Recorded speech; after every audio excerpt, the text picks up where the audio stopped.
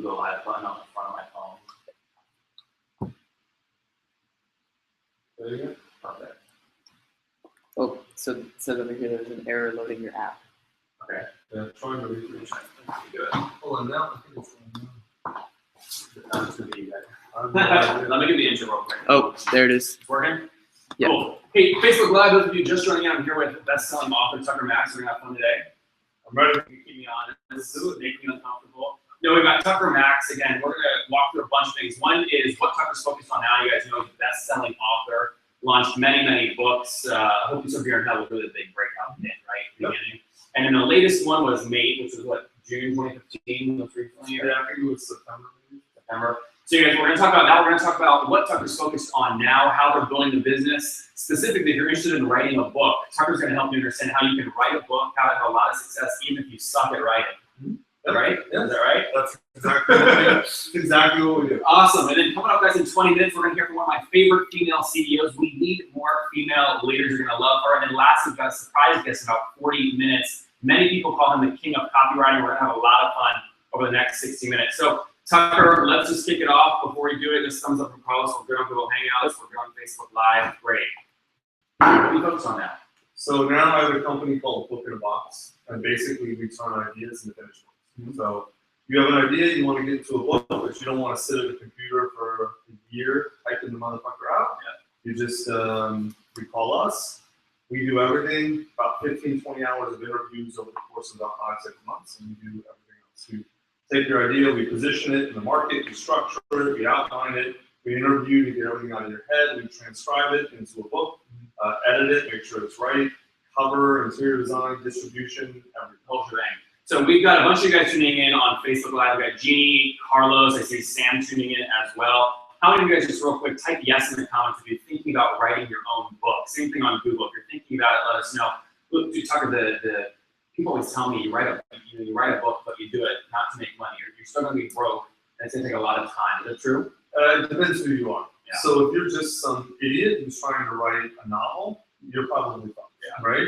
But if you have a business, or you're a CEO, or you're a consultant, or you're a coach, or something like that, what a book essentially is it's both a lead gen to get you clients and customers, but it's also sort of a mark of authority in sense. Like if you've written the book on a subject, then you're the person people are going to want to go to hire or to use or to learn from or to sort of get something from, because you're the guy or the girl who wrote the book, literally. So how did you take us, before we get more into kind of like how Book in the Box works, the revenue you've kind of done in Book in the Box over the past 2.5 years, take us back to that first book you wrote. It has a big success. How did you monetize the book? Was there a big advance? Or no, so I was different.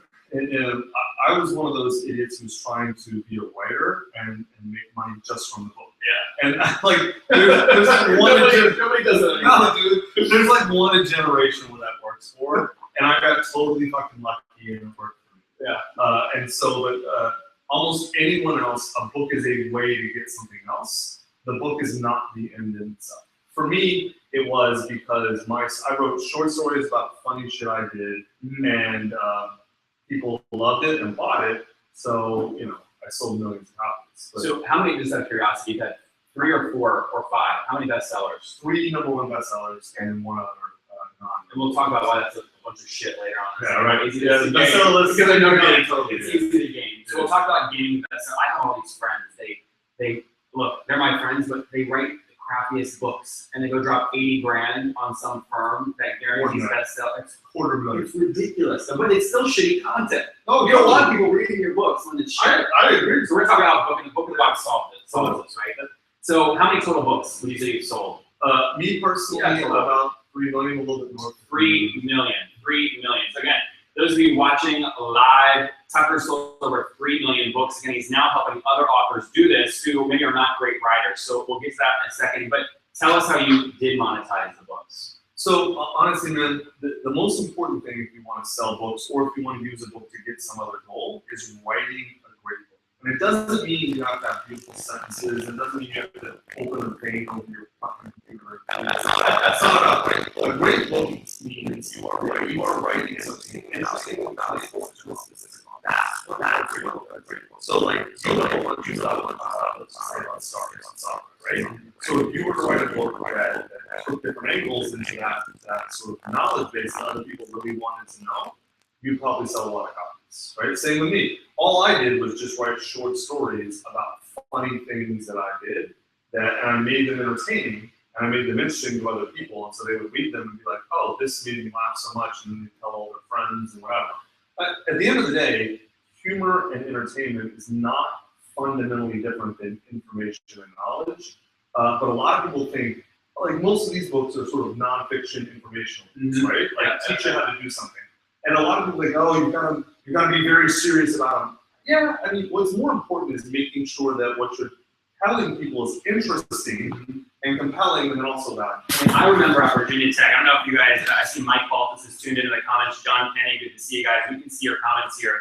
But I was at Virginia Tech studying when I first heard of I Hope You Persevere in Hell. All these people going like, you heard of this dude? He's like, this little asshole, like what a jerk. Like I'm like, look, I don't care if you love him or hate him, everybody's talking about it. And that's what works. Well, because I just wrote shit that everyone was doing. When you talk about how you had to build an audience beforehand, I mean, where do these notes and things start? So, I mean, I started writing in 01, 02, so that was before Facebook or MySpace or any of this shit like that you're doing now. All these shit is just popping up everywhere. Right, exactly. And so I actually tried to get my book published in normal way. No one would publish it, so I put all my stuff up on a website for free, which at the time the word blog didn't even exist. So this was so early. And basically I stumbled into what everyone does now, which is give away most of the content for free, and then figure out a way, once you collect an audience, to monetize.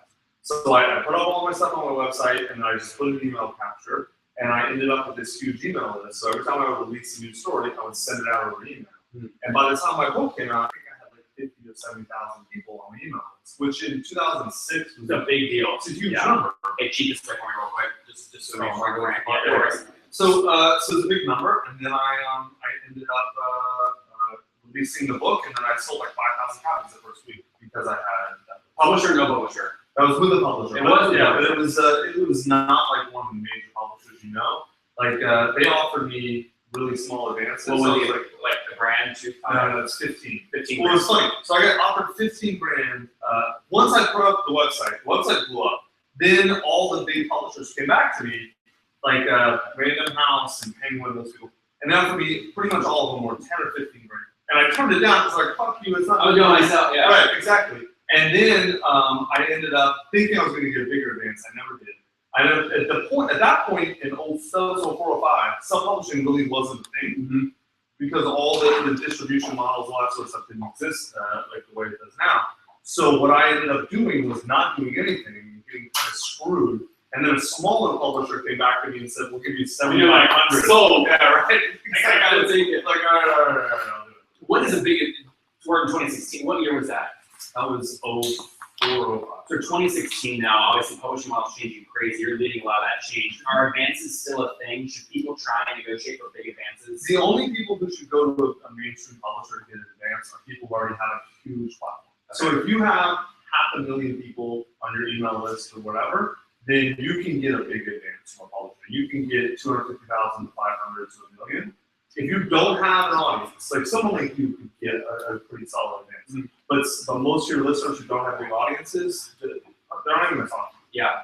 Traditional publishers are one of the only way to sell books is if someone brings an audience, right? Because they don't actually know how to sell books. Big email list, lots of blog traffic, like social following, big Twitter following, big Snapchat following. Like there was just a huge rush for DJ Khaled. All the publishers wanted it once they figured out what Snapchat was. And they're like, oh my God, he's got 3 million followers on Snapchat or some crazy number. No one really knows. For the stream. Right, exactly. So that's what they want. Well, guys, for those of you tuning in on Facebook Live, we're going to have Q&A with Tucker coming up in a second. But first, we're going to dive into Book in a Box's new business. After, again, all this best-selling success, he sold over 1 million books. We've got Mike Baltus tuning in as well, John Tenney, Ryan Milby, great to have all of you guys. Hi Finch, those on YouTube, thanks for joining in too. So, you bestseller, you do it all, you check all the boxes, you have a lot of success, then you kind of maybe give up writing. What's the next step? Yeah, I mean, well, I didn't have any more stories to tell you.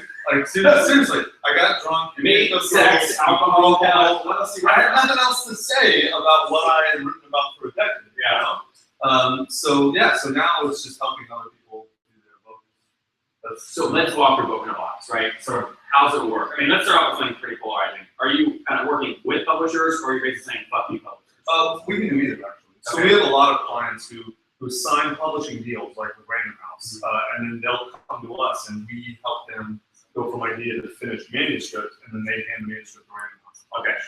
So can you tell us a story, the last customer you worked with? A book that's live, so people can browse them on. There's so many, like what, all right.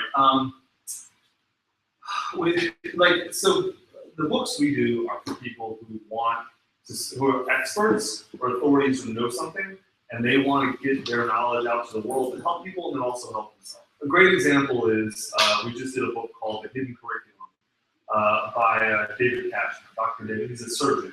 And he so I didn't know this shit, but apparently they don't teach you anything in med school about how to be like a real doctor. Right, well they teach you how to treat people. They don't teach you the business of being a doctor. Or like not teaching you for real life. I know, right? They don't teach you how to get a job as a surgeon or what you do, all the different career paths. Yeah. And so we helped him write the book that's essentially the guide to a surgeon's career. Mm-hmm.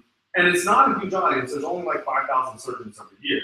But already this book is blown up, and he's getting speaking gigs all over the country, and he has like a surgical career consulting company in the through the roof, and it's been this amazing thing for him. And all the surgeons, obviously, I mean, one hand surgeons are a bunch of assholes, but it'd be better if they were happier assholes, because then like when they fucking operate on you, okay, they're not pissed off. They're not pissed off, and they're like, you're in a shitter or whatever, right? They're gonna be happy and hopefully do a better job. Yeah, yeah. So walk through the economics of it. This guy's a surgeon, he's full-time, he doesn't have a lot of time to write a book. What's he pay book in a box? So we charge $20,000 for a service, 20 or 50, depending on which sort of tier you want. 50 just adds a bunch of stuff like audiobook and all the other stuff. 20 is most people, and then basically you just get on the phone. The only way it doesn't work is if you don't know what you're talking about, right? So what other content? Right, if you don't know anything about how to run a surgical career, you should write a book anyway, right? No shit, and I don't know shit about surgical careers, so we can't help you. Yeah. But you gotta really know what you're talking about. And then everything else is we have a sort of, it's almost like an algorithm. Mm-hmm. Like there's a set of things that we have to get out of your head, and we know what those are. And we just keep asking you different questions in different ways. And so we first position your book in a market, then structure it, then outline it, then interview you, get everything out of your head, and then turn it into a book in your words and your voice. So I never have to literally sit in front of a computer and really write it. It's more just interviews. So if you're good at talking. We can even do the editing on the phone. Oh, very cool. So what we do is we'll send you like the manuscript, right? And you'll read it out loud on the phone with your editor. Because when you read your writing out loud, you can hear all the problems, okay? Right? So we're getting some good questions. Mike was asking about this. When you actually get the book going live, are you helping with the marketing side? I mean, this is the genius, I think, a lot of work that you've done. Are you helping with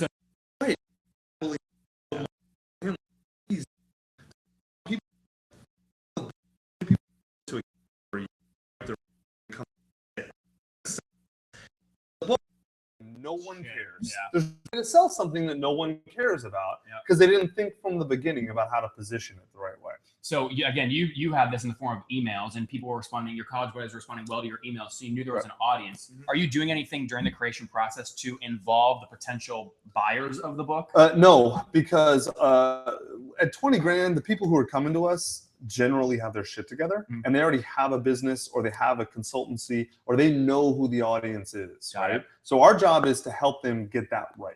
Got it. Okay, guys, again, in about 2 minutes, we're going to take questions. Again, we're here with Tucker Max talking about Book in a Box. I'm only asking this because I got the information via email, but I think it's impressive. So tell me about the actual business side. So how big is the team at Book in a Box now? 12 people. And you've got gorgeous views. We're in here shooting right now. What is this? It's a penthouse right on, where are we in Austin? On Rainy Street. Rainy Street in Austin. Great views of the Capitol. Amazing lighting. Yeah, right. Exactly, because it's all windows. Yeah, so it's great. When did you launch the business? How many customers? August 2014. August 2014. We've done about 200, I think, and 230, 240 clients, like authors. Wow. which equates to, because we've raised our prices from the beginning, so it's not exactly the same, but we've done about 3.6 million, I think, or so. Wow, in revenue. In about 18, 19 months. Where does that rank in terms of other publishers? Is like 230 books? That seems like a lot. Are you beating out Random House in terms of velocity of books you're That's putting actually out? a really good question. I'm not sure. I feel like it's a Tucker line. Like, I don't know. Tucker comes back out of hell, beats the shit out of Random House. 240 You know authors. what's funny is I don't see them as our competition, because they're actually not. Their business model is they own the rights to the book when you go with Random House, right? Yeah. And so they make money on book sales. You pay us a fee, and you own the rights and royalties if you're one of our authors. So you get all the upside for the book for us. So we're actually a totally different business model than they are. Got it. Well, John Kenny, you asked in the questions, do you guys help get a book written even if I suck at writing? I'd be curious to hear your thoughts. Yeah, Tucker answered that. That's literally what we do. That's like the tagline. Quite literally. It's not quite even if you suck at writing. It's well, I forget like taglines, like we turn ideas into books, but yeah. I love that. Okay. Another question John Kenny said is, so should we self-publish? I mean, is that the right question to be asking? It depends. Some people should go with traditional publishers. The people, if you're going to get $1 million advance because you have a huge audience, it might make a lot of sense to go with the traditional publisher. There's a couple of other small so you guys aren't paying it. There's no advance. No, of course not. No, you're paying us. Yeah. Our clients are. Because they want to own their book. To create it all. And they want it right. Yeah. And we're creating it, and they own all the rights and royalties. So like, if you want to give your book away for free as lead gen, we have a lot of clients that are, let's say, financial advisors or wealth managers. So they give their book away to their clients. It's almost like a business card. And a client to a good wealth manager is worth $500,000. So like paying us 50 grand to do a book, the best possible book they could ever do, amazingly, like, amazing hardcover, beautiful, and as good as any book in the world. Yeah. Is a no-brainer for them. Yep, totally. Well, guys, again, taking questions now. Finn, it's good to see you in the comments. Mike Baltus, good to see you as well. If you have questions, again, you can throw them in the comments right now. Tucker, what do you got? I'll tell you one thing. If your audience, so obviously our process is expensive. And my guess is if you're watching Facebook in the middle of the day, you're probably not making $500 an hour. But if you want to write, hey, fess up. If you're in the comments right now, you can fess up to that. You can say I'm broke in the comments. It's cool. I used to be broke. We're all broke We've sometime, all been broke right? at some point. No, so if you want to use our process to write your book, it's possible. We have a book out called the Book in a Box Method. It literally explains our entire process with templates and everything, exactly how we do it. Great. And you can get it for free. If you go to bookinabox.com/book, just put in your email and we'll send you a PDF of the book for free. So bookinabox.com/book. So Nick will get that in the Google Hangout and Facebook Live. So we have it. That's great. Again, guys, we're here with Tucker Max. Any other questions you've got, you can throw them in here right now. Okay, here's one from Mike Baltus' question. How big of a front-loaded audience would Tucker suggest before trying to launch a short-form self-published book? I don't think you actually need any. It depends on your goal. Okay. But you probably don't need any. If you want, if you do a really good book, you can actually generate an audience from a book. Yeah. If you have a big audience, you can sell it into your audience. You can also use a book as lead gen. Like let's say whatever you want to be a trainer and you have a really cool method of losing weight. Write a book that describes it and then put it out there on Amazon. You're going to get a lot of people coming to you, both signing up for your email list and probably coming to you as a client or buying whatever it is you sell. So a book can be a platform to generate an audience. Awesome. Yeah, there's are you seeing a lot of folks kind of choose just Amazon only to avoid some of the hard costs of actually producing a physical book? Yeah. Or most of your clients doing both? So we do, our basic package is ebook and paperback. Okay. And then the high package is adds on hardcover. Awesome. And I think most authors don't need a hardcover. I think a physical book makes a lot of sense, but print on demand, we actually use CreateSpace. I mean, we design the book and everything so it looks beautiful, but CreateSpace does an amazing job now. They're print on demand. It's Amazon's print on demand service. It's really good. You just tie right into them. Awesome. Well, guys, lots of questions coming. By the way, I love that you have haters. We have these people here like just throwing shade like you wouldn't believe, which I love. I know. Because it's way easier to like piss people off than just to make them love you. And guess what? Haters buy your books. Like they probably buy more. They pay a lot of attention. They pay way more attention than people who love you do. I know. Just how it works. Well, did you do any of that on purpose when you're launching? Yeah, early on, like when I was it's like Donald Trump style. I mean, sort of. Yeah. Piss as many people off as possible. Pay attention. My media style when I was writing Beer and Hell and that stuff was to get attention, and it's a really easy way to get attention when you set out to say fuck fuck the world in a lot of ways. There's a lot of funny ways to say it. Donald Trump's a great example. But it wasn't necessarily I was trying to piss people off. I was honestly most of the time just trying to tell the truth. And what that's going to do automatically is upset people. It's like what you already believe. Remove the filters. Just say what you feel, and people are going to love it or hate it. Exactly, because a lot of people tell themselves lies. And so if you look at anybody, not just me, anyone at all, anyone famous who has haters, you look at the hater is projecting something onto the person they hate, right? So like I may think Kanye West is an idiot, right? I just don't pay attention to him. Yeah. But if I really hate Kanye West, there's something going on there with me, not with Kanye. Yeah. Hey, look, he sells out. It works big. It gets press attention.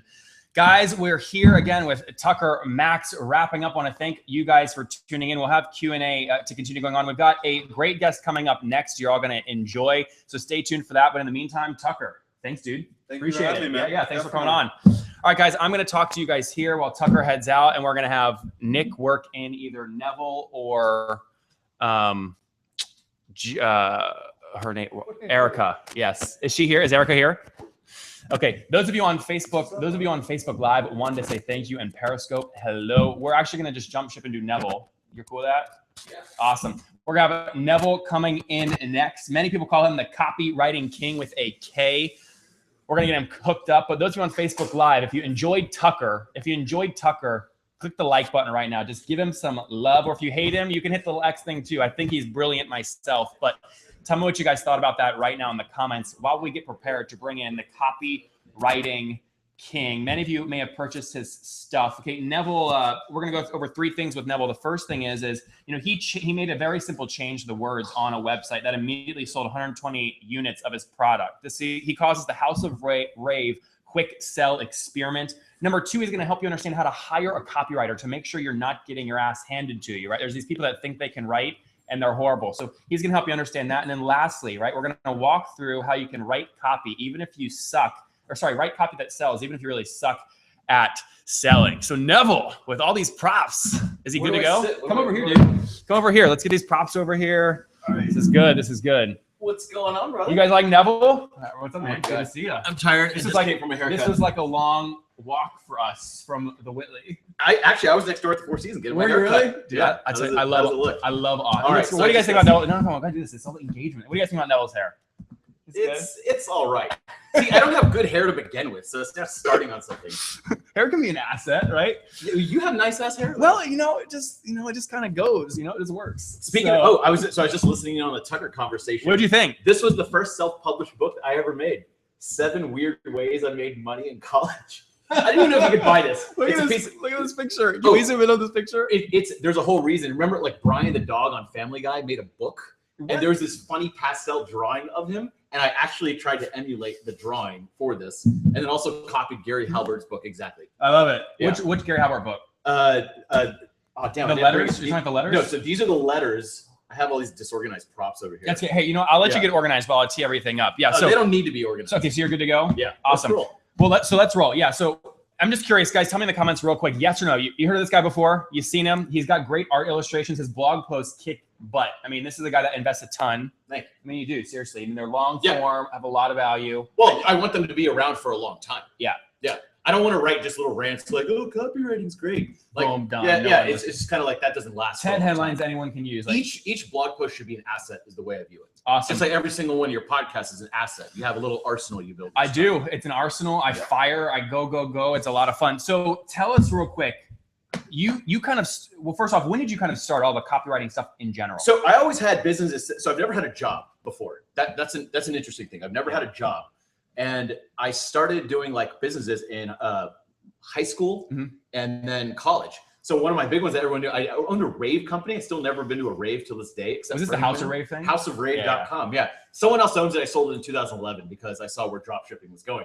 But anyways, I had a drop shipping business. The way copywriting came about was everyone, like all my marketing friends back then were just like, dude, you got to send out emails. You got to send out emails. There's like build the list. There's money's in the list. Well, guess what? I had 7,000 or so, like in that area, a little bit more than that, past customers that had signed up to an email list, and I never emailed them. People were like, dude, you've had people that paid you already, and 7,000 of them. Like that's a pretty good size start. I never emailed them. I didn't know what to do. So so people like send our list. So I actually made, and you can see them, they're somewhere online. I have to point this out though real quick. The people that always, there's all these people that are like, how do I build a list? How do I build a list? Fact of the matter is, the people that build the best lists, half the time they don't even realize they're doing it. They're just, their stuff is so I didn't know I was doing good, it. right? It's just so good. It just I had builds. past customers. I wasn't trying to convince anyone to buy it. These people had already given me credit cards. So what were you selling at House of Rave? What were you drop shipping? It was light up and glow stuff. There's a lot of disco balls, a lot of fog machines, a lot of 35-year-old moms buying party supplies for their 11-year-old daughter's party. Yep. Those people spend a lot of money. It wasn't 16-year-old ravers. They don't have money. You know what's funny about you and I? Like, what you just described, let's just call it, basically, Cougars loved you. They had money. They had money. No. Oh, you know who I loved? You know who I loved? So houseofrave.com. You think it's 16-year-old ravers. They love the site, but they have only $20 to spend and want to try to get the maximum number of glow sticks out of it, right? Yep. It was party planners and wedding planners and production companies. So like MTV used to buy it from me for their shows and stuff like that. CBS has bought from me. It was like Nordstrom's wanted to throw a big party and they bought a bunch of disco balls. Those people spend an indiscriminate amount of money, and that was great. Raver buying $20 worth of glow sticks and I have to ship, like I make $1, like, it wasn't so great. I don't know if you remember this. You mentioned there was some copy or something you changed at House of Rave, and when you made that change, you immediately moved 120 additional units. Do you remember what that was? Yes, and that was like the big breaking point for me. So I had started studying copywriting because everyone was like, send out emails, and I would spend like literally probably 12 to 24 hours making a single email, a newsletter. It had the big buy buttons, all that shit, and it had super high engagement. No one bought. So I actually went negative $40 a month. And because it cost $80, and I'd only make like $40 in profit. And so it was actually negative money. And I was like, well, this is stupid. The money's not in the list. I'm spending money on the list. What are you talking about? Yep. So then a friend, Ryan Levesque, now he's like blown up big time. I actually met him in China like in 2006 or 7. He was selling me orchids. This was before that. So he used to read my blog. I convinced him to get into business. Full circle, he eventually convinced me a few years down the line to get into copywriting. Such an odd little world, right? So such a weird totally world. circled. Totally circled. Now he's like a big deal. So 120 extra units. What'd you do? So he got me the copywriting, and he sent, instead of all images, it was a text email. And it just told the story of these finger lights, like lights that went on your finger. And one of the weird things was like plumbers used to buy them. All these different people, they used to buy them for like autistic children, and they would wave them and like somehow helped. So I wrote all those reasons down, and I sent this out on a Friday night, and I was kind of like drunk at a party actually, and I checked my like brand new iPhone at the time. It was like the iPhone 1 or something when I did Your this. chin was a little higher that day with your new iPhone. Yeah, I was just like, and then there was 120 emails that came with like order notifications. Keep in mind at the time I was getting on average 10 or 12 orders a day. So this was very unusual. Big deal. Yeah. And I was like, what happened? I just sent this email 2 hours ago. Something must be broken. Sure enough, it was not broken. And the funny thing was, actually, PayPal and my system broke. So I actually got more than 120 orders. They just didn't process them all. There's something, I don't know. I'm curious, how many of you guys had a shopping cart break before? So just type yes in the comments. I don't think it happens much anymore. It used to back in the day. Or like one of these freaking, your authorized.net or whatever. So you send a bunch of sales in one day, they shut you down because they don't know what the hell's going on. Well, I was all of a sudden getting like 2,000% whatever, like the increase. So they were probably like, you're like, PayPal, don't freeze me. It's called the internet. Yeah, what's going on? Sales. So I haven't had that happen since. But anyway, so that happened, and I was glad because I had to cancel a bunch of orders because I made too many orders. So instantly I was like, okay, clearly this like worked, right? This experiment was a success. Yep. And so what I was like, okay, maybe this copywriting thing isn't such bullshit. But then I tried it again and again and again. And it kept working? And it kept working. So House of Rave almost overnight went from just like a regular e-commerce company where I depended on searches for people to type in finger lights and they found me and then they bought, to an email marketing company. Wow. Like that became like half the revenue overnight, which was a crazy shift in the business model. So why did you get out of that and then go full circle into copywriting? You said Ryan had something to do with it. So I started doing the copywriting thing, and then what happened is Noah Kagan, who our favorite Jewish guy. I mean, how favorite can that Jewish be? Guy. Oh yeah, shit. In In 10 years, it's coming back to haunt me. So there was so he started AppSumo. He was like kind of working off my couch when we used to live. I used to live on the east side, and so this was like 2011, and he was sending out a lot of emails with AppSumo, and it was much smaller at the time, and I saw the emails he was sending out. I was like, dude, these are good deals you're sending out, but this isn't like, you should try this copywriting stuff. So he hated sending out emails. I was like, let me try. Let's just see what happens. So I wrote this ridiculous over the top email about this font package they were selling, which is for hardcore designers. And I was like, who's going to buy this? And I was like, you know what? Let's just be totally honest. say right in the email, like so I said this, if the word Verdana doesn't give you a boner, Close this email. stop reading it. And of course, what that made everyone do is read it. And I was actually trying to dissuade people from reading it because I'm like, if you're not into fonts, like Doesn't matter. This is not going to apply to you. The funny thing is that was the first AppSumo $10,000 profit day ever. And so we're just like, holy shit, this was a totally different format. This totally worked. Let's try it again. Let's make sure it's not a fluke. So we tried it again, and then slowly I started like to become part of AppSumo. Yeah. Get some equity in the company, and like yeah. And so then I started writing all the emails for AppSumo for a couple of years. Love that. Well, guys, hey, coming up again, we're going to get into a lot of the books that Neville is reading. He's going to tell you how to hire a copywriter with making sure you're not getting your ass handed to you, and help you to understand how to write copy that sells, even if you suck at selling. So I'm actually going to buy, look, if you're going to recommend books, I want to buy some of these for the audience. So if you want these books, type I want books in the comments. But first, I want books. Take us to copywriting. How do you know if someone knows what they're doing or not? I actually just wrote a post about that, and here's the thing. Most people that call them, here's how you want to become a copywriter right now. Everyone, here's what you do: go to LinkedIn.com on your phone or whatever, and write copywriter. Fucking copywriter. Done. That's it. That's how you become a copywriter. Twitter bio. It's so easy. So yeah, so it depends what you want a copywriter for, right? Are you trying to get them? It depends how much money you're willing to spend. You know, if Tucker wants a copywriter, he's willing to spend a lot of money. He's got some cachet behind him. He can hire someone who already writes really good, say Charlie Hohen, who's been writing on his blog for years. I don't know who Charlie is. What would you tell these folks watching if they have one question to ask someone who's trying to sell them copywriting services? What's the one question they can ask? I just look at their prior results. So, for example, that's what because a lot of people talk the big talk, right? Yeah. So if you want to hire an SEO guy, does their site get a shitload of traffic from SEO? If not, tell them the tool you use to check this. I love this. I use Ahrefs. Yeah. Yeah, I've shown you all Ahrefs. The little Alexa thing. Oh, the Alexa toolbar. Yeah, the Alexa Chrome extension. So it's funny, whenever you see a website, you never know how much traffic that you could think it's doing really well. Yeah, because they say like all this shit and a bunch of sales. But then you click the Alexa toolbar, it says like 8 million. The higher the number, the worse. Yeah. Whereas like Google is the #1, Facebook is number 3 or whatever, something like that. So if they're above 1 million, they're probably doing okay. If they're above 100,000, it's a real site. Yeah. It's going hard. Yeah. So boom, check past traffic. Let's talk about books. You have a lot of favorites. So here's the thing. You don't need to hire a copywriter all the time. You can do this shit yourself. Like most things in life, you can learn it yourself. You don't need. So here's where I got my start. Here's the #1 thing, and it's free. I have no affiliation. I just like it a lot. I recommend this to everyone. I read it. I saw it on your I didn't bring the whole thing because I brought it in a backpack. It's like this thick. Online, the Gary Halbert letters. I don't even want to zoom in or some crap. Yeah, hold them up. We'll get them. The Gary Halbert letters. So it's called the Boron letters. BORON. They're free online. Type in the Boron letters chapter 1, and then it's chapter 2. And here's the thing. You have to print it out. So Gary Halbert died a long time ago. These were meant to be printed out like direct mail. And this is still, to this day, the best education on copywriting/business I have ever taken. And it's 100% free online. I'm sure you can find like some free PDF of it or something like that. But print it out. Spend $20 on your inkjet printer and print them out. It goes a long way. I mean, these are all marked up and stuff. Like this is the best shit. It's just fascinating to watch, like how when he's writing these letters, he describes things around him to make it seem more real. Oh, a squirrel just crossed my lap. And he writes like from Gary Halbert sitting north of Jewfish Creek. And then the thing is, the way he makes you turn the page. That's why I say like print them out. The way he makes you turn the page. The way he like hides information from you, but then tells you later. The way he's like really raunchy too. So like the analogies he uses are about like dating and sex, and it's just like they're inherently appealing. Yeah, you know.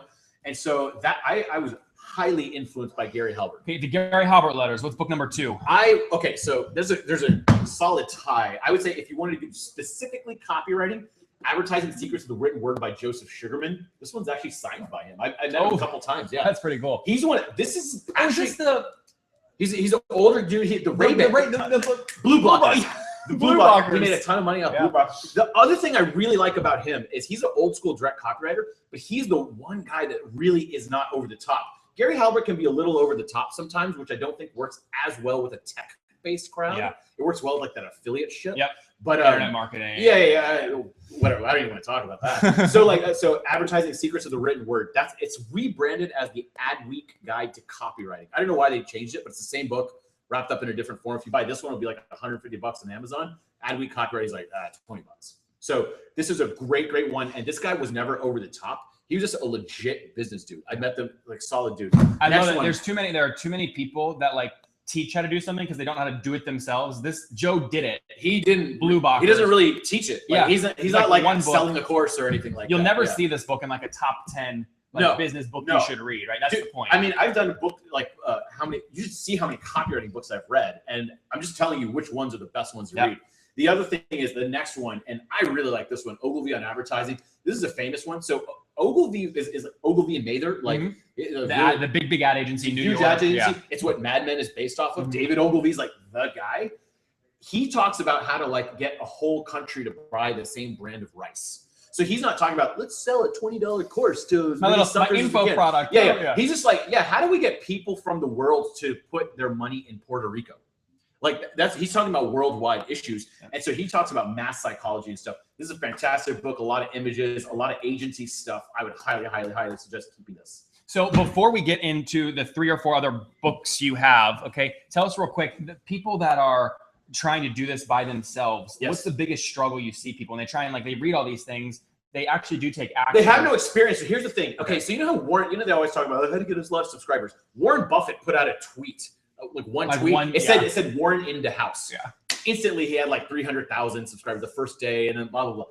Everyone listens to Warren Buffett not because he's a great copywriter per se, it's because he's really fucking rich. So for example, like Tucker, anything Tucker says, like he's backed up by success, right? Anything he says, I just take kind of seriously because I'm like, he must know what he's talking about, right? And those of you tuning in now, we just had Tucker live, so on the replay, you can scroll back, watch Tucker, but you're exactly right. But he sold like tens of millions of dollars worth of books. So actually the reason I never published a book, the reason I did a self-published book a long time ago, Hold this just up for fun. Oh my God. That was just like a joke almost. But the reason he actually talked me out of doing a book, because he was just like, why the fuck would you want to do a traditional published book? I was like, I don't know, isn't it awesome? He's just like, okay.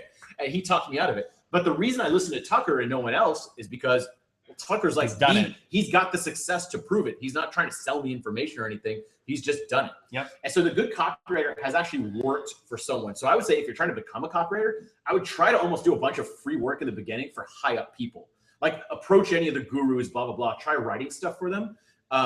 I still do that to this day. I remember I love Ramit Sethi's work, another Indian guy. I always teach you to be rich. Yeah, I actually really like his work. I think he's a fantastic copywriter, but you can't hire him because like. By the way, I've never seen landing pages as long as what he put together for Zero to Launch. He puts together long landing pages.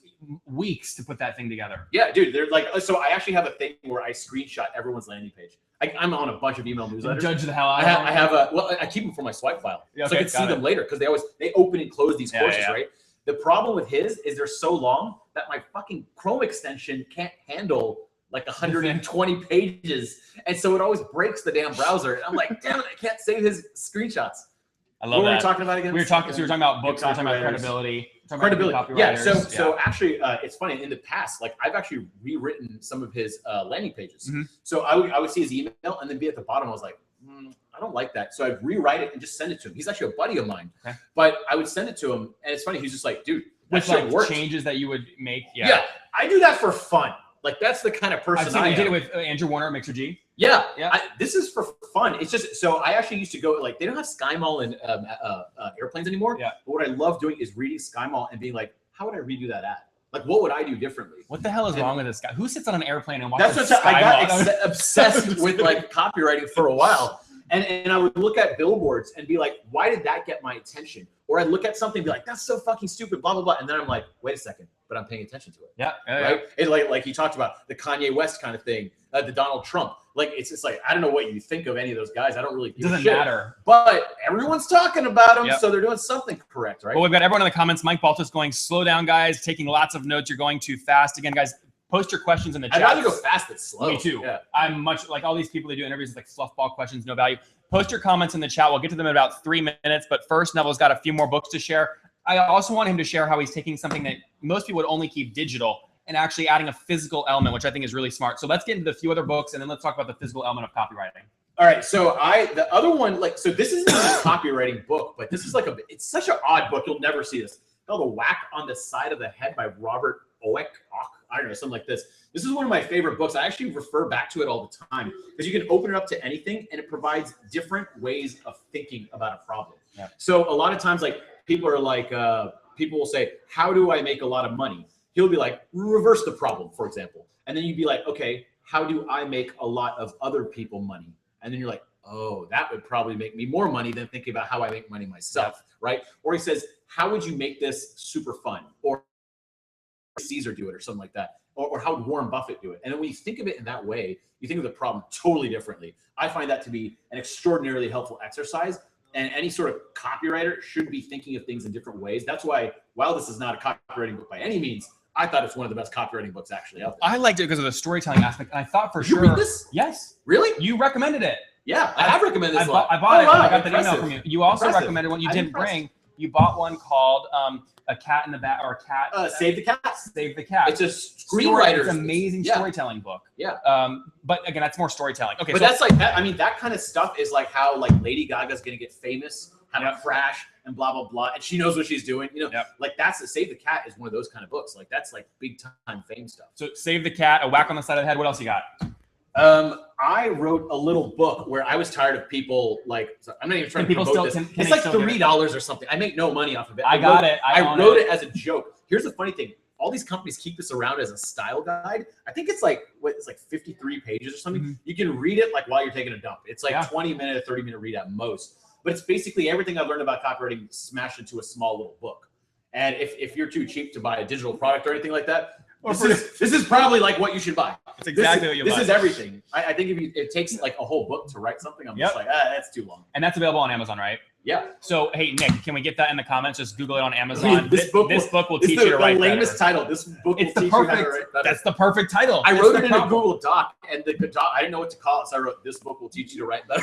Boom. And So it's stuck. Yeah. awesome. Okay. The other thing is like, so I liked. I have to tee this up for a second Okay, because yeah. so many marketers, they always like to stay online. When I saw you do this, I actually emailed you. I'm like, fuck it, I'm not actually gonna do it, but I'm like, see if I can put together a landing page. Yeah. So tell me what this is and why you kind of did physical stuff. This is actually a USPS DVD box, which I bought all of them in Austin to make. And this is a couple years ago. And it was actually after I read the Gary Halbert letters. It made such an impact that I printed them out and actually sat in bed reading them without a phone or anything. It made such an impact that I was like, I want to do that. Like, I want that thing because all my stuff is just blog posts and stuff.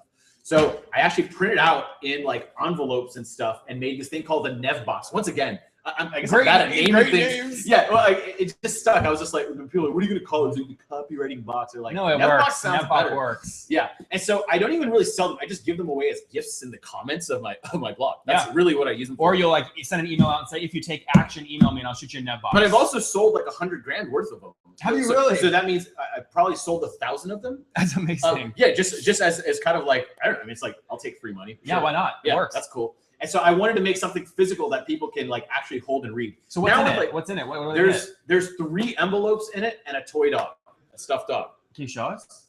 I don't want to open it because I only have 8 it's not. left. I thought it was already open. Okay, No, it's no, not no. already open. I Okay. literally only have See, that ruins a surprise. One of the things is like I love Everyone's getting gonna Amazon go buy, packages. everyone's gonna go buy this shit now because I don't even want you to buy it. I only have 8. I swear to God, I literally only have 8. If more than 8 people buy it, It won't work. I'm not making more right now, so you won't get it. Like I don't know what to tell you.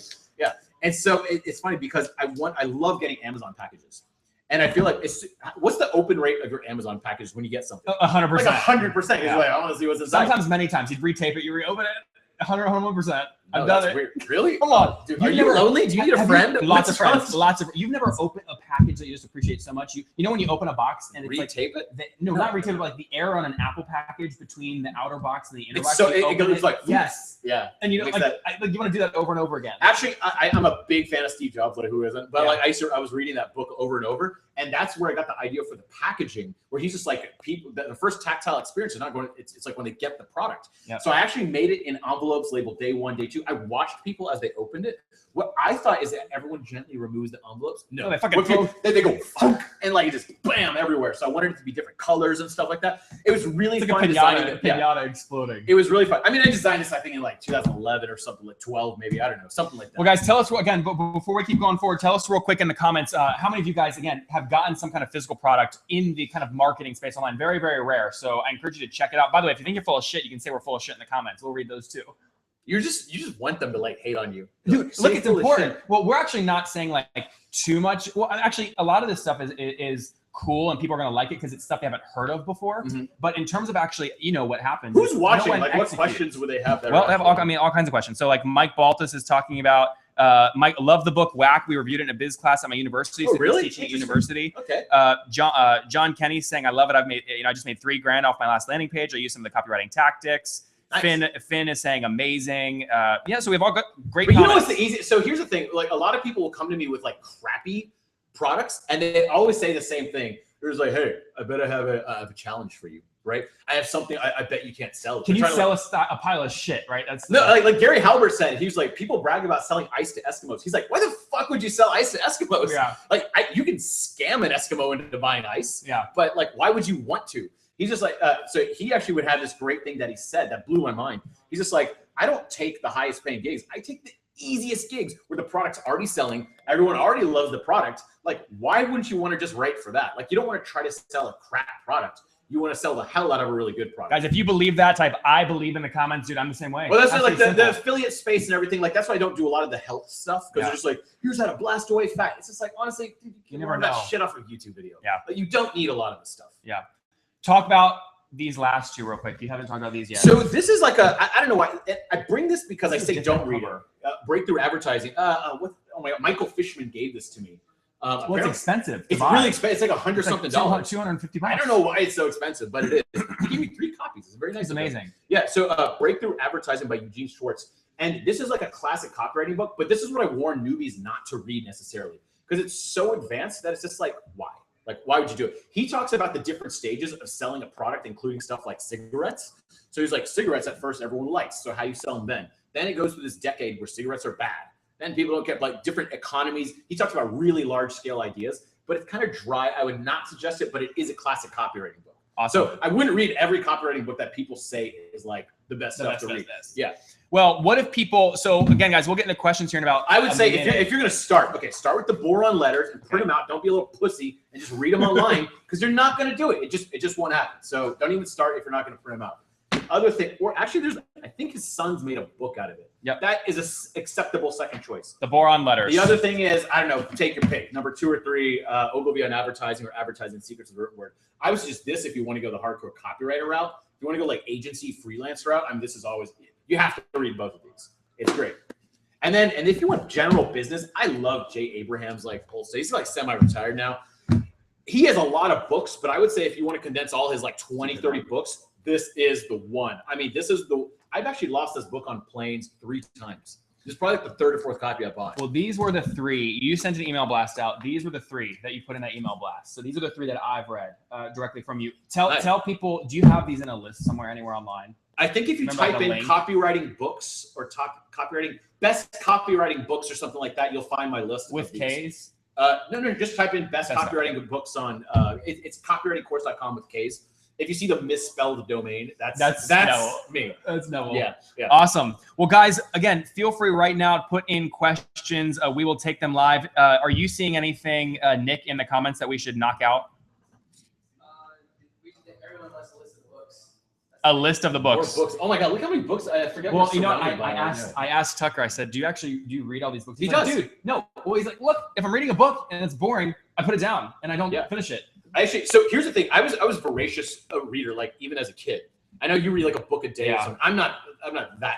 I can't find that many books to read. They're not always good. Sometimes I miss. But here's the thing. I used to go before I lived downtown. I used to love coming downtown, but hate going to coffee shops and spending a ton of money. Yeah, cheap Indian kid. Like so I go to the library and dude, you can hang out there for free. Like it's amazing, right? And they don't care if you bring in your own food. And they have water fountains and bathrooms. It's free. It's awesome. So I go and like read books. I would go through the stacks. And I read like literally every business book. And then I got tired of it. I'm like, okay, yeah, got it. Save money, work hard. Like, okay, The basic stuff. Yeah, I understand. So then I would actually go to different sections like I didn't like. So I'd go to a random section, aimlessly wander around, literally blindly pick a book and read it. And it'd be like a book about the manufacturing of World War II ammo. And I'm like, fuck, I gotta read this.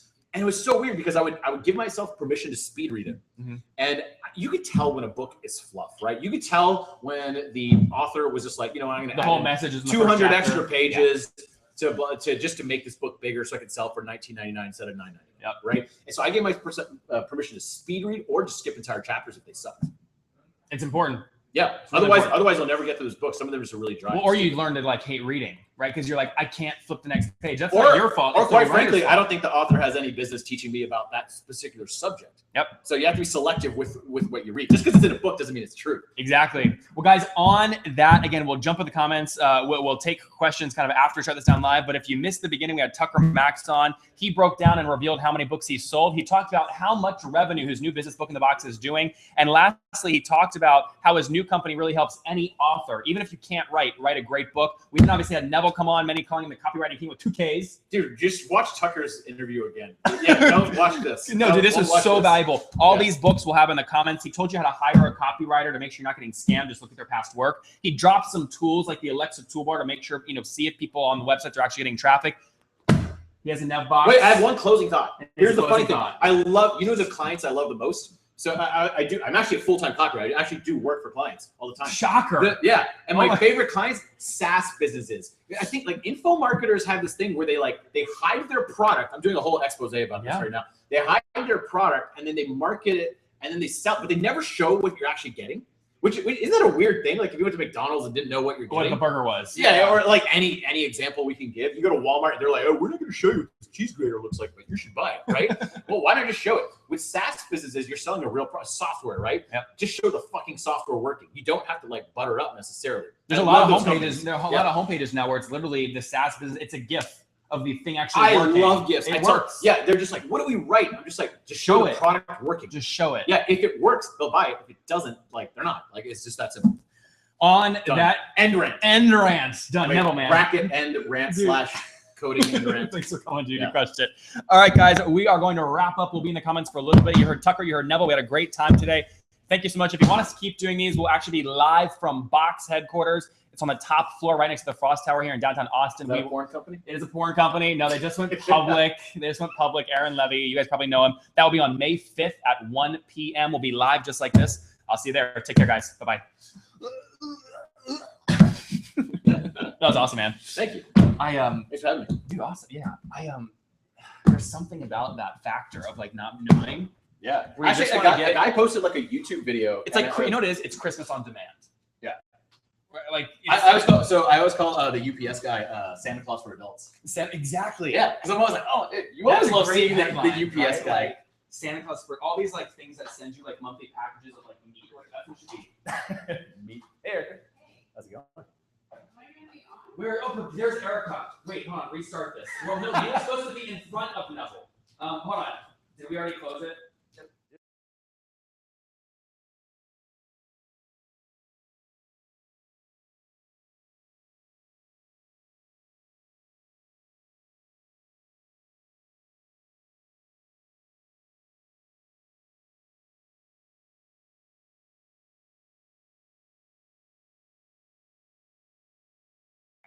We just met a few days ago. She's here in Austin. She's going to talk about her margins. She went through Techstars. She sold a business for a lot of money when she was 26 years old. Very, very talented, right, Erica? Are you excited? So Carlos will get you mic'd up, but I think Neville has the mic. So Carlos, get you mic'd up. In the meantime, again, those of you on Periscope, thanks for tuning in. That's dead, but we'll restart. You can restart the Facebook one too whenever you want. And guys on Google, hey, thank you so much. Again, so Erica runs a business, which we're going to talk about in a second. Dude, Tucker, if you need to jump in, man, grab anything. Okay. Erica runs a business called, it's an iPhone repair company. They do many other things besides iPhones, but iPhones are 70% of their margin. She bought into the business. She bought paid 17 grand for 50% of the business. She'll tell you about that in a second. The business is now doing, well, ideally clears $1 million here in 2016. So again, I think it's so important. We need more strong, bright females just crushing it. Erica's one of those here in Austin. I'm doing all this build up. Erica, am I making you nervous? No, you're good. Erica doesn't get nervous. Neville, did you know Erica? Have you guys met before? Yeah. Oh, nice. Awesome. The Austin like entrepreneur circles, I feel like they're very small. Everybody knows everybody. Yeah. Okay, those of you joining, we're live on Facebook, right? Yes. Okay, guys. Hey, coming up, you want to stay tuned. This open spot right here is about to be filled by. Can I put live on my Facebook Yeah. too? Nick will handle that for you. Just make sure he has all the login. Erica Douglass will fill this space. Again, she sold a business at 26, made a lot of money. We'll talk about that. Jim went into Techstars. That was quite an experience. and then bought in recently to a company that's now doing really well. Erica, come on over. Hi. Thank you for joining me. Hello. Oh, come on over here. Make yourself comfortable. This is what happens. There's one elevator working I on a know. 32 floor. It took me like place. 15 minutes to get up There's here a from reason. downstairs. There's a reason they put the television at the bottom of the elevator thing, right? Because you have Yeah. plenty of time. You could watch a whole season of It- like House yeah, of Cards. I was like, the news was on, and I was like watching the news while I was hanging out down there. Okay, so people are watching on Facebook. They're all deciding right now, should I watch this? Tell people real quick. Give me your history in 30 seconds. Okay. Wow. Started and sold 3 companies so far, running a cell phone repair store, like Yep. you said, with my partner. This is our second full year since I joined, and we're on track to do over $1 million in sales this year. So Well, say that one more all time. about- $1 million in sales this year, 2 Yes. years in. It's amazing. Yeah, we're flying, man. I will tell you, I have between that and I have a 4-month-old daughter now, so Whew. it's a lot. Like there's a lot going on. We're looking at hiring people, getting new stores open, all the fun stuff that comes with growing a business really quickly. So I'm always curious when you guys tune in, how many of you guys are parents as well? Because Erica, one of the things people always tell me is they go, Nathan, I can never start my own business because I have kids. It's hard. It's hard, but it's not impossible. Right. You're doing it, right? Right. Well, It's not impossible. So just tell me, guys, tell me real quick in the comments. I'm curious. Type I have kids. I'm just curious. If you have kids, type I have kids in the comments. In the meantime, yeah, take it away. I would say, look, being a parent, running a business, obviously really difficult. I'm just going to be totally open. Like as a woman running a business, having a nanny is like a critical component to running a business and being a parent for me. Now, I totally respect other parents' choice to want to be around their kids 24/7. For me, I love my daughter so much, but if I was around What's her her name? 24/7, Mackenzie. Mackenzie. I love that. But if I was around her 24/7, I would go crazy. I love there's a mom. I know there's a mom admitting that she would go crazy if she was around her child 24/7, right? It's important. People don't like to talk about it. No, it's hard. And she's like the most precious thing in my life, and I love her, and she lights up my day. She makes my day when I hold her, and she just grins at me, and I can tell she knows I'm mommy, and I What love that. do you pay the nanny? So we work with her for 32 hours a week. It comes out to about $13 an hour. Plus she's on our payroll. So it's an actual like salaried gig for her. That's good. So it kind of goes in there. It's actually a business expense. Yeah. What's the name of the current company you're focused on? Just so people have context. Oh, One Up Repairs is our cell phone repair company here in Austin. So And- as far as we know, Austin's largest independent cell phone, computer, video game console repair company. Come on, Eric, you just gotta own that. You just say we are the number as one. far as we know, we But- have the numbers of most of the other ones in We are winning. We're Yeah. winning big, right? We're winning really big. So you guys have that to look forward to. We're going to talk about that story in a second. The business will clear probably about $1 million this year, right? Looks like it, yeah. Okay, about $1 million. So we'll get into that in a second. But first, take us back to your 25-year-old self. You had a business. You sold it. What was it? I sold my business when I was 26. I started a web hosting company when I was 20. I was working at a server company at the time in Silicon Valley. I literally dumpster dove for Which one? servers. Sun? Cobalt Networks. We Cobalt. got bought out by Sun. Sun. Yep. Yeah. For $2 billion, I believe, back in the day. That was the It's buyout? crazy. Yeah. Yeah. Yeah. I was tech support. I wasn't like anything cool at Cobalt. Like I was 18, so Yeah. they hired me to do tech support, but they taught me how to fix servers. So I started fixing them and flipping them on eBay. And then the CEO told me I was, quote, undercutting their reseller channel.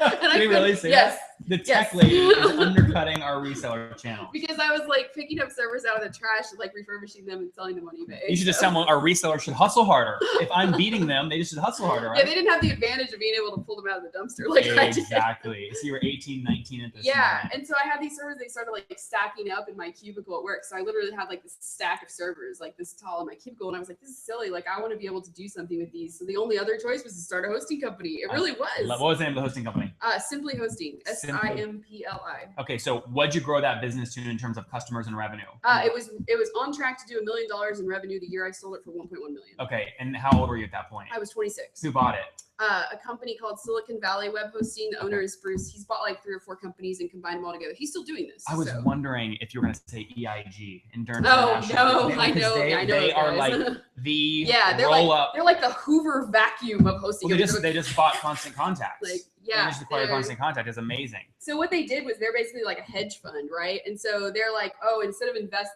in public traded companies or whatever, we're just gonna like vacuum up every hosting company and like make one big one that sucks. Hey, yeah, it's tricky, and a lot of people don't know. I mean, the brands under that you've got Bluehost, Oh yeah, HostGator. HostGator, and then a lot of others. Like every other one that you've ever heard of, pretty much. That's like, you know, bottom of the barrel. Did they typical bid? hosting. Did they bid on your thing or No, not? they weren't around back then. This was 2007 that I sold the company. So they hadn't started their hedge fund of hosting companies. You said that business. Or if they had, I didn't know about it. So Yeah, it wasn't big. You said that business that when you built it, it was going to do $1 million that year. You sold it for 1.1 million. Was kind of a 1x on top line revenue, the valuations those businesses were seeing. It's fair. Yeah. It's fair. Yeah. Okay, cool. What'd you do after? So you're 25, 26 at that point? 26, yeah. Okay, what'd you do after that? So after that, I started and ran an SEO consulting company, which turned into an SEO software company, which then got funded, and we went through Techstars. That was pretty fun. What was that? So first off, why did you decide to take funding, especially after having a successful startup? I wanted the challenge of raising funding. Because it is hard, Isn't that funny? especially here in Austin. It's hard. So you were in Austin at this point? Yes. Yeah, it's funny. You know, I don't know what your guys' opinions are watching, but like I see these TechCrunch articles all the time, and it's like, so-and-so with no revenue raises $10 million. You're like, are you kidding me? What are these people doing? That's the extreme exception to the rule. Like It's- everybody thinks that you can just raise funding by just like magically having a great idea, or like the combination of previous success and great idea. I will tell you, it was very difficult for me to raise funding. What'd you end up raising? How much? 640,000. Okay. So we did a seed round. And why did and a seed round basically means there was no evaluation on the company. It was a Right. It was convertible all note. convertible debt. Yeah. I wasn't sure if there was a safe or any of those things back then. No, safe wasn't invented back Or keep, none of that. None of that Okay. yet. So it had a cap rate, or it had a cap, Yep. a discount rate, an interest rate, the Yep. basics. Yep. Okay. You said it was difficult. Why was it difficult? Well, I think part of it was that we're in Austin. Let's be honest. I love the Austin startup scene. Let me be really clear. And it's a great community here based around Capital Factory, which had a lot of our investors. But it is still very difficult to raise a complete seed round in Austin, or at least it was back then a few years ago. Maybe it's changed for the better in the past 3 or 4 years. I don't know. But back then it was hard. Yeah. And there were just, you know, you have to gather up a lot of these little checks from little investors, where it felt like if you went to the Valley for funding, then you could gather larger checks more quickly. Yep. So I did raise part of the money in the Valley, and I raised part of it here in Austin. So I have to ask this question mainly because I believe we need, and actually we're partnering with Box to feature female entrepreneurs in 2 weeks. It's going to be amazing, but we need more female entrepreneurs that are kicking ass and taking names and raising capital. I have to ask this question. Did you ever feel like you were at a disadvantage raising capital because you were female? Yes. You did. You did feel that. Absolutely. You probably never said that because you're a strong woman, but how'd you? I think it's a combination of things. So I think it's how we as women are raised to present ourselves. We're not raised to do the ego blustery, like I'm the best and most, you know. I'm really good at that. That's exactly how you saw how I categorized our repair shop, right? Like as far as I know, we're the biggest And I'm like, independent just say one. Right. you are the best. That's a great example of how women and men communicate differently, and how investors who are used to investing in males tend to go, oh, well, that means that you don't know that you're the best, or well, it's not that I don't know. It's that, like, as a woman, I don't necessarily feel comfortable being like, we are the best in everything that we do, you know, because I don't feel like, I feel like there's always something that I can learn, you know, there's always something more that I can learn, or that, you know, that I can. So do you think into the my ego is the business. big difference between male, female? Is that the only thing, or are there other things? There's a lot of stuff. I mean, it's a lot of ways that women and men communicate differently, and it's a lot of ways that women are raised. You know, I did get the feedback during Techstars that I was, quote, aggressive, Okay. which is a very common word that people use to describe female entrepreneurs when we are not self-deprecating, when we are like, I am the best at this, you know. And I come across, people often get intimidated by me because they're like, she sold a business for $1 million at a young age, you know, and then they don't know where to go from there. They're like, and maybe part of it's probably You're me, intimidated right? them. Like, They're like, oh my right? gosh, she could eat me and spit me back out. And yeah. But if it was a guy, I don't think they would have that same reaction. I think it's like a lot of people don't know what to do when they meet a successful female entrepreneur, and they're just like, what do I do? So you do you raise a 640, you go through Techstars. What happened to that business? didn't work out. Okay. I love that. So did it like burn in hard, or was it like a slow death, or like? Oh, it totally died. Okay. So the great thing is I can say it was acquired because it was acquired, but the money that it was acquired for did not pay back our investors. So I always am totally honest about this. Again, it's one of those things where like I'm super honest about stuff. I say failed / got acquired. Yeah. Because I don't feel right saying they count it as an acquisition in terms of how Techstars How they counts tell it. their LPs, yeah. Yeah, they counted as an acquisition, but the acquisition didn't pay the investors anything back because the acquisition was basically just enough to shut down the business. Okay. So was it, I mean, was it like 300 grand you sold for, but you had raised 640? No, it was economics? way less than that we sold for. Basically, like enough to pay the employees for like a month and then close Oh, everything to down. create enough runway. So Yeah. investors got no dollars, no cents on the dollar. Nothing. Got it. Okay. Which is the 80% to 90% of startups that are seed funded will have that kind of outcome. And so how did you handle that? I mean, were you one of the, you Brutal. deal with it and you move on? Like, did you? Like, It was brutal. I went through a lot. I was also going through a breakup at that time. There was just a lot of stuff in my life that I realized was not working out very well. And I had to go through a lot of like personal crap because I'd never failed before. Yeah. And I think a lot of people, they read my blog from that time point and they're like, well, she's handling it really well. And What's I'm the like, blog title, just so people can check it out? oh, Erica.biz. I haven't Great. written on it in like 6 months. That's okay. They can go read all the archives. Yeah, It's go great. read. Actually, there's really lots of good stuff in there. Erica.biz. Yeah. Okay, so it failed. You got over it. You moved forward. What'd you do after that? So then I decided to invest in One Up Repairs. So here I am. So I took how some did time you off meet after that? it failed. Yeah, how did you meet One Up Repairs? Like, I mean, as you're looking to invest in, how'd you find them? I played a video game called Ingress, Mhm. which is a smartphone game. It's a social game though. It's social, local, so you meet people in real life when you play. And then John was one of the people on our team. So, and then when my MacBook Pro died because I spilled chai latte all You over told it. me, yeah. Then I took it into him and I was like, please help me, it's dripping. It's my MacBook. So you were a customer first, and then it turned into obviously an actual owner of the business. How Yeah. did you make that transition though? I mean, how did you learn about the numbers to know if it was a good investment? John was thinking about shutting the business down because he had a bad location and he was frustrated by both the customers that he was getting because he was in a really terrible location and the fact that he just, he was in a store like inside another store, right? So it was kind of an awkward relationship between him and the guy who ran the store. Mm-hmm. And so he wanted to find his own place, but he was thinking, I was doing some coaching at the time, working with some entrepreneurs, and I was making pretty decent money doing that. And so he was like, well, if I could just shut this business down and help you with your coaching and do all that stuff. But I was like, I see potential in the repair business. So I thought, let's move it down to, the UT campus, right there on campus, and let's see how it goes. I didn't think that we were even going to do as well as we did. So what did you, first off, how much did you put in and what percentage of the business did you buy? Sure. So I put in $17,000 and I got 50% of the business back, which I think was probably a pretty fair valuation at that point. What year was that? That was December 2014. And how much did the business do in 2014? 65,000. Okay, so you bought total. Remember, half of that goes back to parts. So yeah, so you valued the business at about 0.6% of top line revenue. It's pretty fair. Something like that. Yeah. Especially considering the probably high cost of goods sold. Right. What exactly. what are gross margins in this business? So like this is an iPhone 6 right here. So we have these phones they're called test phones. So they don't actually work. They don't turn on if you notice that. But they have all the parts in them. So then I brought some of our repair tools too. I'm not gonna do like an iPhone repair demo. Like there's a million YouTube videos out there that show you how to repair an iPhone. Wait, can you just take the back off one of them? Yeah.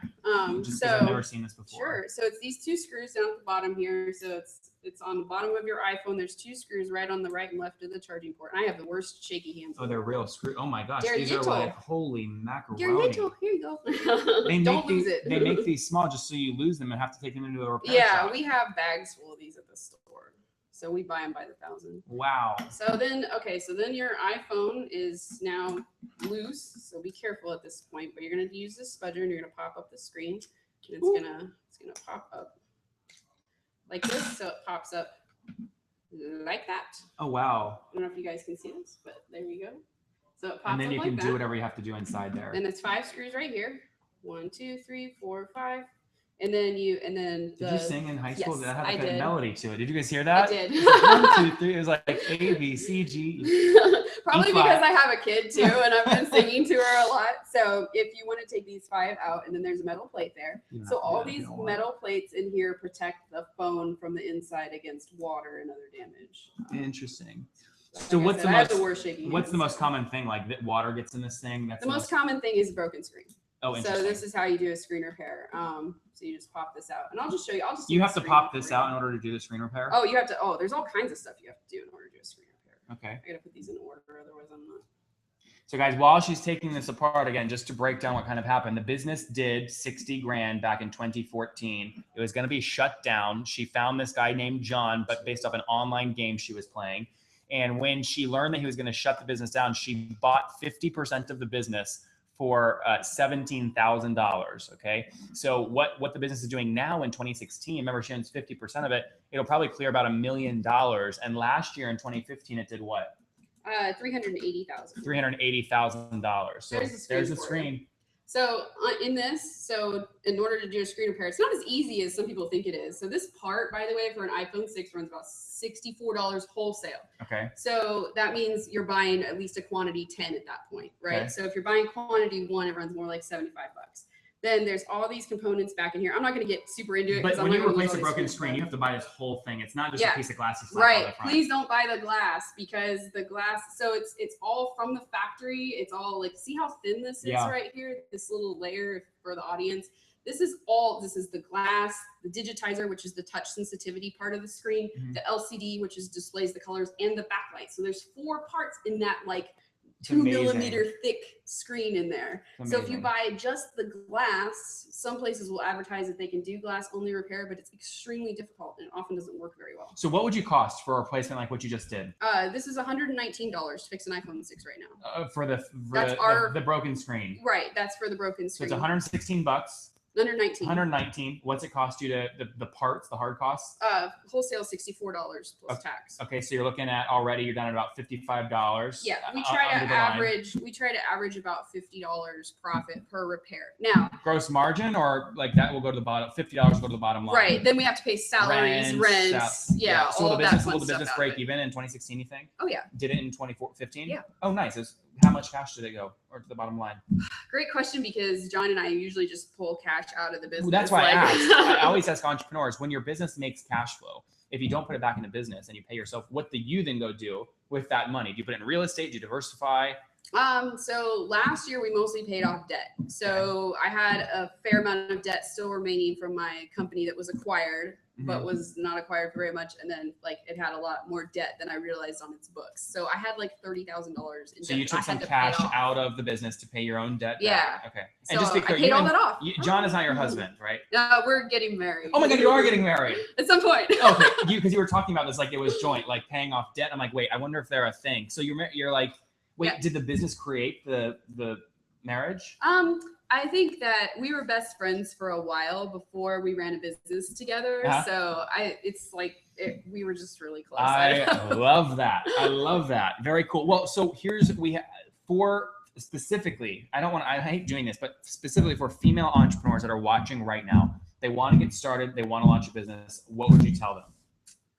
Go out there and do it and have more confidence in yourself. Like that's what I would tell me, because I feel like I never have enough confidence in myself. I am like I tell people all the time, like the world's worst introvert. Like I love to just hide out in my house.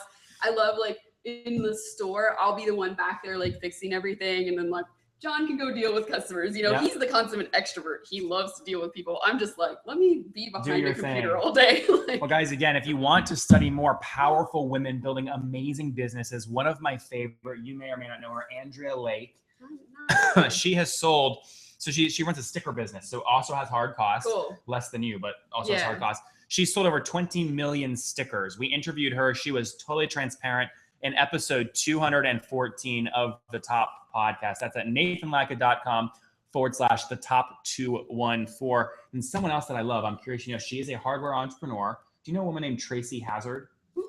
What Tracy does is she designs things and then sells them into Costco. Cool. So she has sold, I think she's going to be the next Lori Greiner on Shark Tank. She's sold over $1 billion worth of a chair that Costco buys. Wow. And so she broke down margins and everything on that in episode 246 at nathanlatka.com/the top 246. But Erica, thank you for coming on, breaking down everything. Again, you started off back when you were 19 in the tech. You undercutted your own business's reseller channel, got bought out for $1.1 million, failed in Techstars, now leading $1 million per year company with your best friend and soon to be husband, John. Thank you for coming on. Thank you. Awesome. Thanks, guys. Take care. See ya. That was fun. That was Thank you cool. don't lose any of these.